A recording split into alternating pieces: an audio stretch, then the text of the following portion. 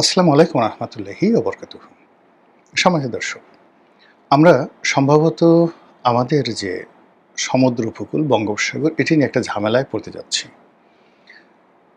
বঙ্গোপসাগরের সঙ্গে ভারত মহাসাগরে যে সংযোগ রয়েছে, সেই সংযোগ স্থলে পৃথিবীর বড় বড় যে পরাশক্তিগুলো রয়েছে সেটা যার যার অবস্থান তারা ভারত মহাসাগরে করে রেখেছে।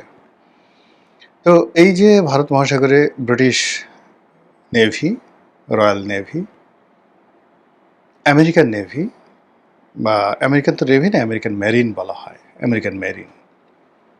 তো ওরা নেভাল ফোর্সটাকে 3D যেটাকে ব্যবহার করা হয় সেটাকে মেরিন বলা হয়, জলস্থল অন্তরিক্ষে। তো সেটা তারা করছে এবং তাদের সেখানে সেই বেশ কয়েকটি পোতাশ্রয় আছে ভারত মহাসাগরে। এদিকে চীন সেই ভারত মহাসাগরের কাছাকাছি, ভারত মহাসাগরের ভেতরে, তার বাইরে উত্তর চীন সাগর, দক্ষিণ চীন সাগর এবং মালাক্কা প্রণালী, মানে ইন্দোনেশিয়ার সাথে যে স্পাইসি রুট যেটিকে বলা হয়, স্পাইস রুট, মালাক্কা প্রণালী, এটা কিন্তু হরমুজ প্রণালীর মতে খুবই গুরুত্বপূর্ণ, ভীষণ রকম। এই মালাক্কা প্রণালীর উপরে চীন তার একছত্র আধিপত্য বিস্তার করে আছে।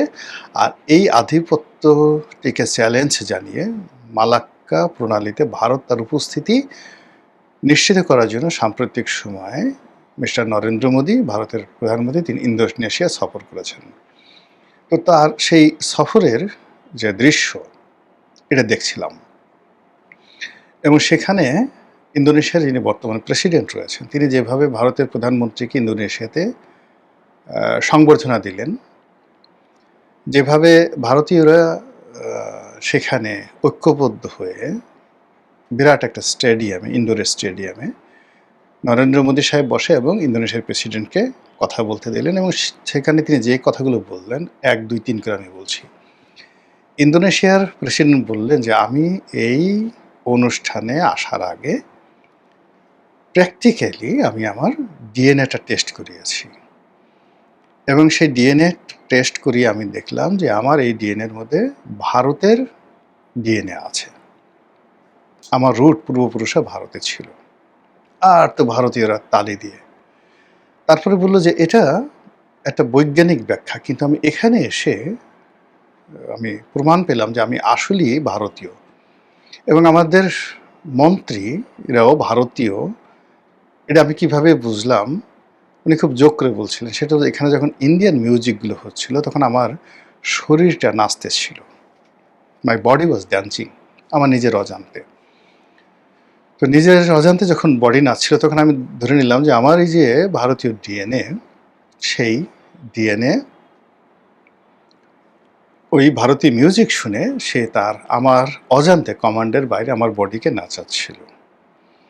আর আমি যখন নাচছিলাম তখন আমার মন্ত্রী যারা বসে আছেন তারাও নাচছিল এবং গাইছিল। তো আমার মনে হচ্ছে তাদের ডিএনও ভারতীয় এবং নরেন্দ্র মোদী শুধু এই কথা বারবার শুনছেন আর বারবার 2 হাত কপালে তুলে ইন্দোনেশিয়ার প্রেসিডেন্টকে স্বাগত জানাচ্ছিলেন বা কৃতজ্ঞতা প্রকাশ করছিলেন। অন্যদিকে মিস্টার নরেন্দ্র মোদী যখন যাচ্ছিলেন তিনি একটা ছবি তার যে এক্স হ্যান্ডেলে তিনি সেটা দিয়েছেন, সেখানে দেখা গেল যে তাকে রিসিভ করার জন্য ইন্দোনেশিয়ার যে ওয়ার প্লেনগুলো রয়েছে, জঙ্গি বিমানগুলো রয়েছে, ব্যাপকভাবে তাকে এই সংবর্ধনা দিয়ে, গার্ড অব অনার দিয়ে, আকাশ থেকে গার্ড অব অনার দিয়ে নরেন্দ্র মোদীকে সেখানে আহ্বান তারা জানালো।